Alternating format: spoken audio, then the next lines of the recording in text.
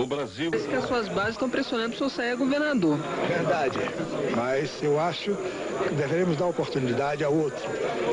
Agora, evidentemente que eu não serei impasse para uma composição em que tenha o meu nome, ou para o Senado ou para o governo. Futuros ministros do governo Collor se encontram com ministros do governo Sarney. Hoje, em Brasília, foi um dia de muitos encontros e muitas perguntas dos ministros que entram para os ministros que estão deixando o governo. A maratona começou com o futuro ministro da Infraestrutura, Osiris Silva, na frente. Ele esteve primeiro no Ministério dos Transportes, que no governo Collor vira secretaria. Falou sobre os problemas da área com o ministro José Reinaldo Tavares, que está saindo. Depois, no Ministério das Minas e Energia, outra futura secretaria, uma nova reunião com o atual ministro Vicente Fialho.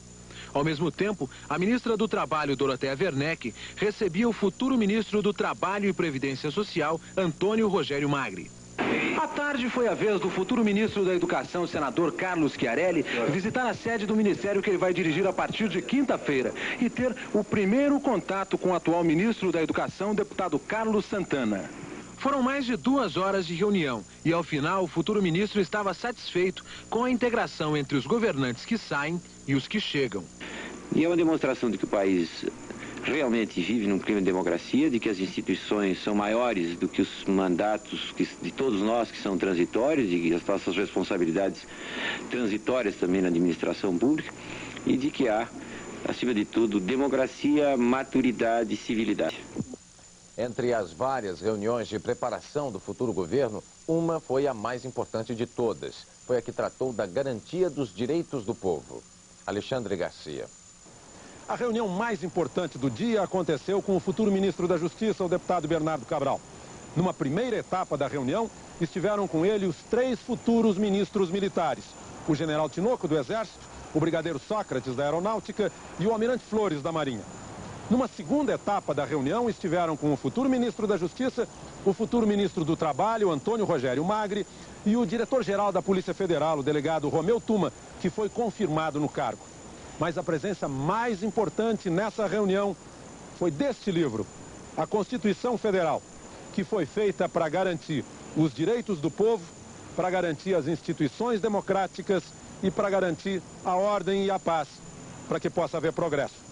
Entre os direitos previstos nesta Constituição estão o direito ao trabalho, o direito de locomoção, o direito de propriedade, o direito de a população ter garantidos os serviços públicos essenciais. Foi disso que se tratou na reunião. No próximo dia 15, perante o Congresso Nacional, o novo presidente vai jurar cumprir e defender a Constituição.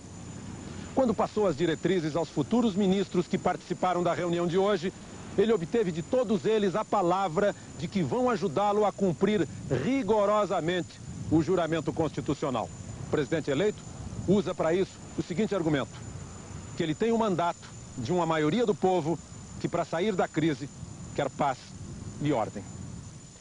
O presidente eleito Fernando Collor escolhe um ídolo do futebol para trabalhar no primeiro escalão do governo. Agora, Zico vai ser o secretário nacional dos esportes. O plano de Zico, ou melhor, do futuro secretário Arthur Antunes Coimbra, era ser presidente do Flamengo. Mas ele teve de atender ao chamado do presidente Collor. Ele explicou a razão da escolha. Um homem que vem se destacando pelo bom exemplo que vem dando a toda a população e especificamente a toda a juventude brasileira, pela sua retidão de caráter, pelo seu profissionalismo e que tantas e tantas alegrias deu até o passado recente e continuará a dar, sem dúvida, como titular desta secretaria. Zico será o secretário de todos os esportes, mas em ano de Copa do Mundo não vai negar a ajuda ao futebol. Como um esportista, ele avisa, jamais como um cartola. E teve mais futebol no dia do presidente Collor. À tarde, ele recebeu o presidente da CBF, Ricardo Teixeira, a quem passou uma incumbência. A seleção brasileira vai ter de ganhar a Copa do Mundo este ano. E Zico, injustamente acusado de perder a Copa de 86 para o Brasil, também vai ter de fazer a parte dele, mas desta vez fora do campo. Depois de 22 anos como jogador de futebol, Zico deixa os estádios e vai para os gabinetes. A Secretaria de Esportes é um novo desafio na carreira dele. Arthur Antunes Coimbra tem 37 anos. Desde menino, esteve sempre ligado ao futebol. O Arthur Zico, da família Antunes, deixou o Arthur no bairro de Quintino, subúrbio do Rio, e se transformou no Zico do Flamengo, um dos maiores ídolos do futebol brasileiro. Jogou 3 Copas do Mundo e esteve também no futebol italiano. Fora de campo, foi presidente do Sindicato dos Jogadores do Estado do Rio e sempre criticou os campeonatos longos, com jogos no meio de semana. Casado com Sandra, tem 3 filhos. Em 6 de fevereiro deste ano, se despediu do futebol com uma grande festa no Maracanã. O craque Zico voltou a ser apenas o cidadão Arthur Antunes Coimbra.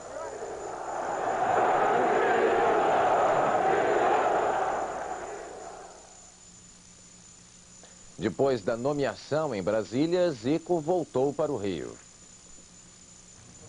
Zico chegou em casa no final da tarde, ainda surpreso com a indicação para a Secretaria de Esportes, mas animado com a nova função. Ele recebeu dezenas de telegramas e atendeu a muitos telefonemas. Hoje, Zico ainda teve tempo para dar atenção à família e até ouviu uma brincadeira do filho Bruno, de 11 anos. E ela, meu pai todo metido do lado do colo. O secretário Arthur Antunes Coimbra vai trabalhar diretamente ligado à presidência da República. Antes, o esporte estava subordinado ao Ministério da Educação. Zico ficou empolgado com as propostas do presidente eleito Fernando Collor e acha que o governo vai dar todo o apoio ao esporte. O fato do presidente ser um esportista tem um grande significado, porque ele chegou a essa condição e sabe o quanto o esporte foi importante para ele. E ele sabe o quanto é importante o esporte para a nação, para a juventude. E eu tenho certeza que esse foi um dos fatores importantes para que essa secretaria fosse montada e essa atenção fosse dada ao esporte brasileiro. Zico vai continuar morando no Rio, mas prevê que durante a maior parte do tempo não vai estar nem em casa, nem em Brasília. O novo secretário de Esportes pretende trabalhar o mínimo possível no gabinete. Zico quer viajar o Brasil inteiro. Ele já começou a elaborar programas de incentivo ao esporte não só para crianças, mas também para idosos e deficientes físicos.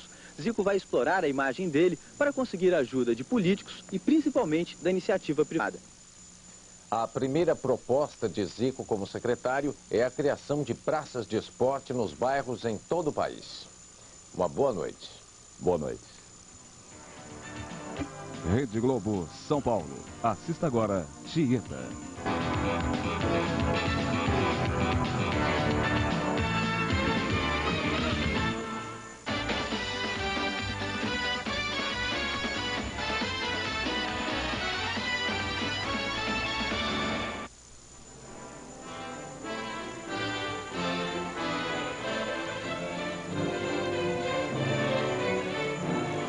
A política é uma urna de surpresas, tanto quanto o futebol é uma caixinha de políticos.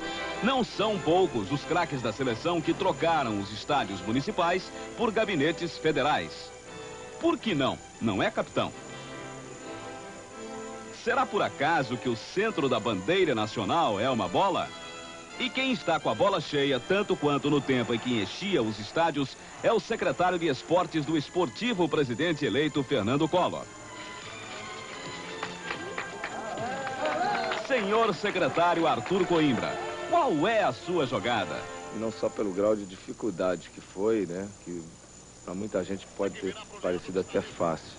Mas foi o gol do Júnior contra a Argentina, que ele tocou a bola em mim. Então eu dominei com a bola com a perna direita. No mesmo instante que a defesa saiu, eu já de primeira com a perna esquerda empurrei a bola pro Júnior e eu acabei deixando ele na cara do gol. E eu tenho certeza que se eu atrasasse ali, o Júnior entrava em impedimento. Uma que eu fiquei impressionado, eu acho que foi aquela do Clodoaldo na Copa de 70, né? Foi no final do jogo, todo mundo já exausto. E na sequência daquela jogada, se não me engano, acho que o Brasil fez o 4º gol. Foi uma jogada para mim inesquecível em termos de Copa do Mundo. Pierquinho, Pelé, el monstruo, se la pone al capitán para que ejercite el tiro al blanco. ¡Gol! Se la puso al capitán para que ejercitara el tiro al blanco.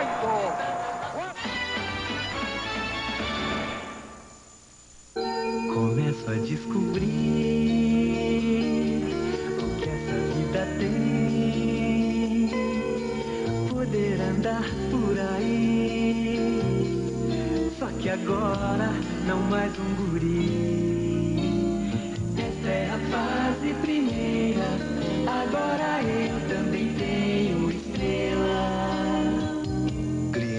Estrela Itaú. A vida brilha mais quando se tem estrelas.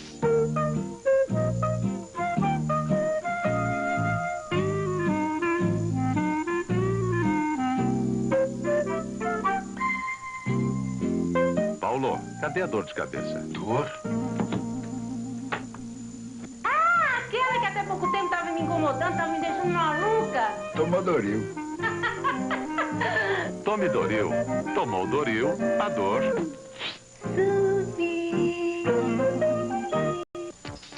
Momento da Copa.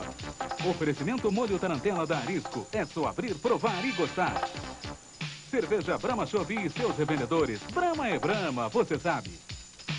Presunto Sadia, o presunto que você conhece na ponta do dedo e na ponta da língua. Banco Itaú. O Itaú está onde você precisa. E Doril, dor, tome Doril. Tomou Doril, a dor sumiu. 1990, 25 anos da Rede Globo. Março, estreia Gente Fina, a nova novela das 6.